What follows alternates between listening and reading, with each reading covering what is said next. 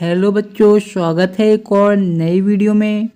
बच्चों, इस वीडियो में हम देखने वाले हैं जो आपकी लर्निंग आउटकम्स आधारित लर्निंग गैप सामग्री जो आपकी जारी की गई हैं 2022-23 की।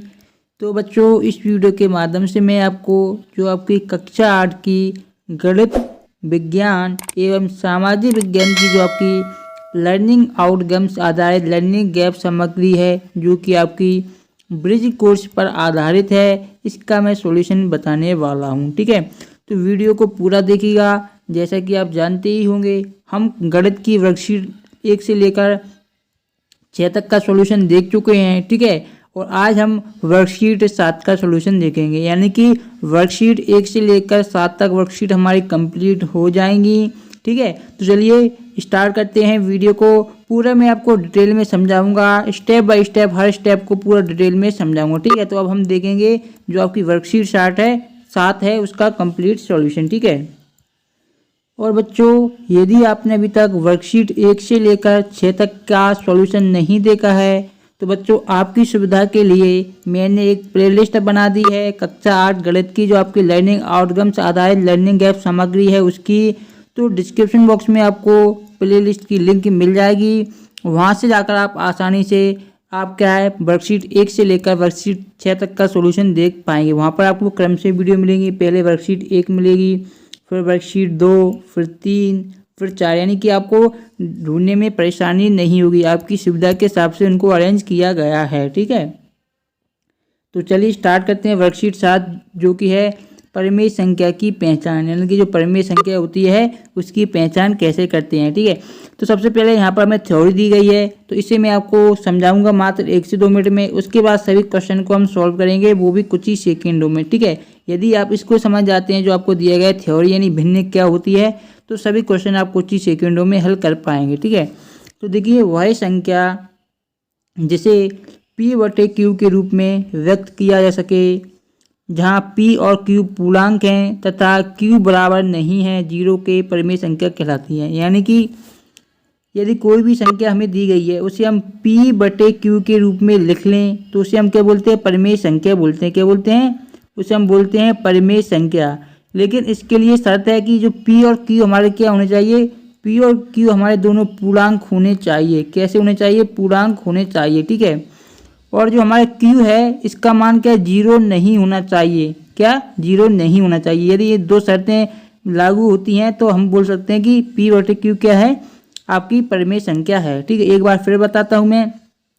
वह संख्या जैसे हम क्या P/Q के रूप में लिख सकते हैं। ठीक है, जैसे कि एक एग्जाम्पल लेते हैं, जैसे कि मैं संख्या आपको 5 बोल देता हूँ। ठीक है, तो 5 को हम 5/1 लिख सकते हैं, बिल्कुल लिख सकते हैं। ठीक है, ये हमारा P हो जाएगा, ये हमारा क्या हो जाएगा, Q हो जाएगा। ठीक है, तो हमने 5 को क्या है P/Q के रूप में तो लिख दिया है।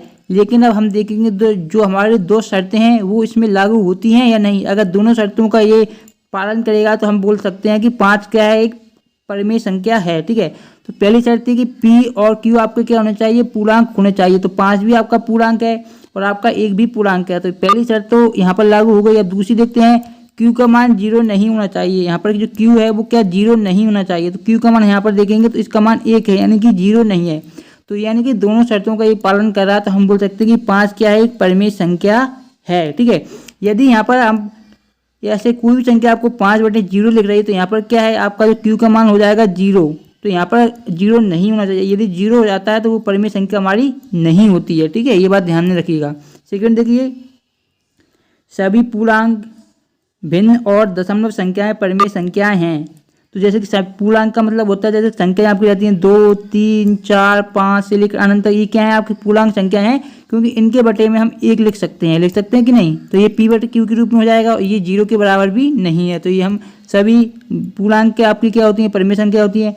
भिन्न भी होती हैं, भिन्न क्या होती है, जैसे कि 3/5, 6/7, ये क्या होती हैं, आपकी भिन्न होती हैं। तो यहाँ पर भी Q का मान 0 नहीं है और P/Q आपका पूर्णांक दोनों है। ठीक है, पूर्णांक माइनस में भी हो सकता है, ऐसा नहीं कि आपका प्लस में ही हमेशा रहे। ठीक है, दशमलव संख्या भी परिमेय संख्या होती है, जैसे कि यहाँ पर दिया गया है आपका 0.5। ठीक है, तो ये भी आपकी परिमेय संख्या है। कैसे है, जैसे कि इसका हम दशमलव हटाएंगे तो यहाँ पर क्या जाएगा, आपका ये 5/10 हो जाएगा। यानी कि इसे हम 1 क्या लिख सकते हैं, 0.5 को हम 1/2 भी लिख सकते हैं। तो यहाँ पर देखिए P/Q के रूप में इसे हमने लिख दिया है और ये जो हमारा क्यू है वो 0 के बराबर नहीं है। ये किसके बराबर में है? 2 0 नहीं है, बल्कि क्यू बराबर क्या है आपका 2 है। तो हम बोल सकते हैं कि जो अब आपकी जो क्या होती हैं दशमलव संख्या भी क्या होती हैं आपकी परिमेय संख्या होती हैं। जैसे कि उदाहरण भी दिए गए 3/4, 4/5, -3/7। मैंने कहा था ना कि माइनस में भी संख्याएं आपकी हो सकती हैं, जरूरी नहीं कि आपकी केवल प्लस में ही हों। ठीक है, जैसे कि 0.5 यहाँ पर एग्जाम्पल दिया गया था जो मैंने आपको बताया था, तो इसी से आप समझ सकते हैं। अब देखिए थर्ड पॉइंट है परिमेय संख्याएं ऋणात्मक, धनात्मक और शून्य भी हो सकती हैं। जैसे कि 7-7/8 ये परिमेय संख्या है,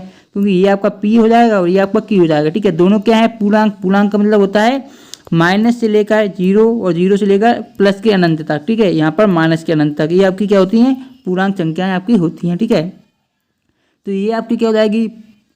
ऋणात्मक हो जाएगी। ठीक है, ये भी आपकी क्या हो जाएगी? ऋणात्मक। ये आपका धनात्मक हो जाएगा। और शून्य क्या है? शून्य भी आपकी एक क्या है? एक परिमेय संख्या है, तो ये आपका हो जाएगा। चलिए आगे बढ़ते हैं, नेक्स्ट देखते हैं दोस्तों हम। ठीक है, अब बच्चों हम देखते हैं यहाँ पर पॉइंट नंबर नेक्स्ट जो कि है परिमेय संख्याओं का न्यूनतम या निम्नतम रूप, यानी कि परिमेय संख्याओं को हम उसके न्यूनतम रूप में कैसे लिख सकते हैं। यहाँ पर एग्जाम्पल भी दिया गया है, जैसे कि आपको दिया गया है 4/6। ठीक है, तो 4 को हम कैसे लिख सकते हैं? 4 को हम लिख सकते हैं 2 × 2। ठीक है, तो हम क्या कर सकते हैं बच्चों? 4 को लिख सकते हैं 2 × 2, यानी कि 2 × 2। और 6 को हम लिख सकते हैं 2 × 3। ठीक है, तो यहाँ पर आप देखेंगे इंटू में 2 से 2 हम काट देंगे, तो हमारा जो इसका निम्नतम रूप हो जाएगा वो आपका 2/3 हो जाएगा। ठीक है, आप डायरेक्ट भी काट सकते हैं। 4/6 है तो आप ऐसे भी काट सकते हैं, 2 से काटेंगे 4 2 बार कटेगा, और 2 से काटेंगे 6 3 बार कटेगा। ठीक है, तो ये आपका आ जाएगा 2/3। ठीक है, इस तरीके से हमें निम्नतम रूप में लिखना होता है। ऐसे हमारा 10 दिया गया है, 10/15। ठीक है, तो आप चाहें तो 2 × 5 लिख लीजिए और फिर लिख लीजिए 3 × 5। ठीक है, या आप 5 से भी डायरेक्ट काट सकते हैं। 5 × 5, 5 दूनी 10 और 5 दिया 15, और यहाँ पे भी काटेंगे तो 5 से 5 कट जाएगा, तो आपका 2/3 आ जाएगा। ठीक है, तरीके चाहे आप इसको अपनाएं या आप डायरेक्ट 5 से काट दें। ठीक है, लेकिन आपको डायरेक्ट में ध्यान करना होगा कि किससे कटेगा। ठीक है, दोनों संख्या एक ही संख्या से कटनी चाहिए। ठीक है, अब जैसे कि यहाँ पर दिया गया है 6/4 बराबर क्या हो सकता है? सॉरी, 4/6 आपका दिया गया है,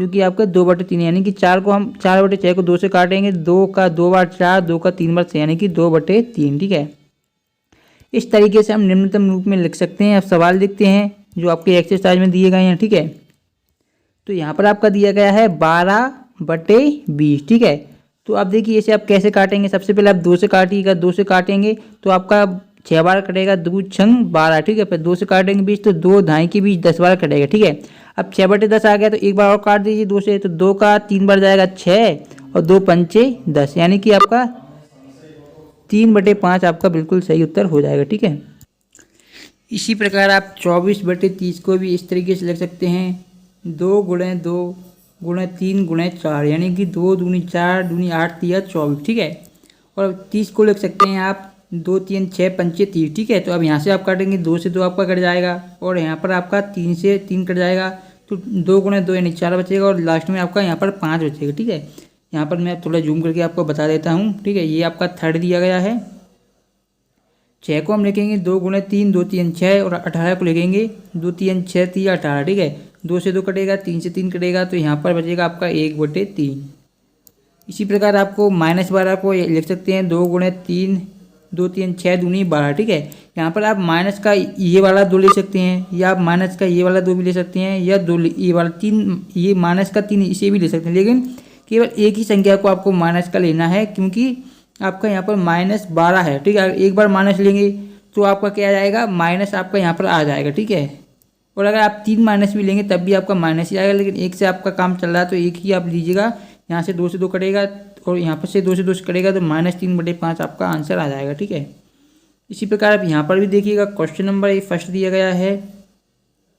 ठीक है, निम्नलिखित के समतुल्य 2 परिमेय संख्या हमें लिखनी है। ठीक है, तो देखिए समतुल्य का मतलब होता है समान परिमेय संख्या लिखनी है। जैसे कि यहाँ पर एक एग्जांपल दिया गया है 2/3। ठीक है, तो इसमें इसके समतुल्य हमें 2 परिमेय संख्या लिखनी है। ठीक है, तो इसमें आप क्या कीजिए, 2/2 का गुणा कर दीजिए। ठीक है, 2/2 का हम गुणा करेंगे तो यहाँ पर अंतर कोई नहीं पड़ेगा, क्योंकि हमने 2 का ही गुणा किया है और 2 का ही हमने भाग किया है, यानी कि संख्या में कोई क्या चेंज नहीं आएगा। इसका हम गुणा करेंगे 2 दूनी 4 4/6, ये हो जाएगा आपका। इसी प्रकार 2/2 का किया है तो आप 3/3 का कर दीजिए यहाँ पर। ठीक है, यहाँ पर आप देख सकते हैं 2/, यानी कि आपको क्या है, जो ऊपर आप गुणा करेंगे आपको उसी का आपको संख्या का भाग देंगे तो आपकी क्या है समतुल्य परिमेय संख्या मिल जाएगी। जैसे कि यहाँ पर हमने इसमें 2/2 का गुणा किया था। ठीक है, और जो सेकंड वाली है इसमें हमने क्या 3/3 का गुणा किया है। ठीक है, गुणा करना है। इसी प्रकार जो आपका सेकंड दिया था इसमें हमने 4/4 का गुणा कर दिया। ठीक है, इसमें हमने 5/5 का गुणा कर दिया। या आप चाहें तो सभी में 2/2 और 3/3 का गुणा कर सकते हैं, आपकी दो परिमेय संख्या मिल ही जाएंगी क्योंकि आपसे दो ही पूछा गया है। ठीक है, जैसे कि यहाँ पर है -2/5। ठीक है, तो -2/5 में 2/2 का गुणा कर दिया। इसी प्रकार -2/5 में 3/3 का गुणा कर दिया। तो यहाँ पर एक परिमेय संख्या हमारी मिल गई -4/10, दूसरी मिल गई -6/15। ठीक है, अब ये समतुल्य आपसे पूछा जाएगा कि समतुल्य कैसे है इसके, तो यहाँ से आप काटेंगे तो 2 से काटेंगे, 2 दूनी 4 हो जाएगा आपका, 2 3 6, यानी कि आपका 2/3 यहाँ पर आपका यही सेम प्राप्त होगा। इसी प्रकार ऐसे भी देखेंगे 3 से काटेंगे, 3 दूनी 6 और 3 3 9, तो ये भी आपका 2/3 प्राप्त हो गया। तो इसका मतलब है ये इसके समतुल्य है, ये भी इसके समतुल्य है। ठीक है, इस तरीके से सभी मैंने यहाँ पर सॉल्व कर दिए हैं 2 3 और 4, तो इनको आप देख सकते हैं। ठीक है, इसमें भी हमने 2/2 गुणा किया, इसमें भी 2/2, इसमें 3/3। ठीक है, तो इसको अगर आप काटेंगे -12 को काटेंगे आप कितने 2 से काटेंगे 6 बार जाएगा तो -6/10, यानी कि -6/10 आपको यहाँ पर आ जाएगा। इसी प्रकार से 3 से काटेंगे, 3 6 18, तो -6/3 दाएंगे 30, यानी कि 6/10, तो ये भी आपका आ जाएगा। इस तरीके से ये इनकी समतुल्य थी।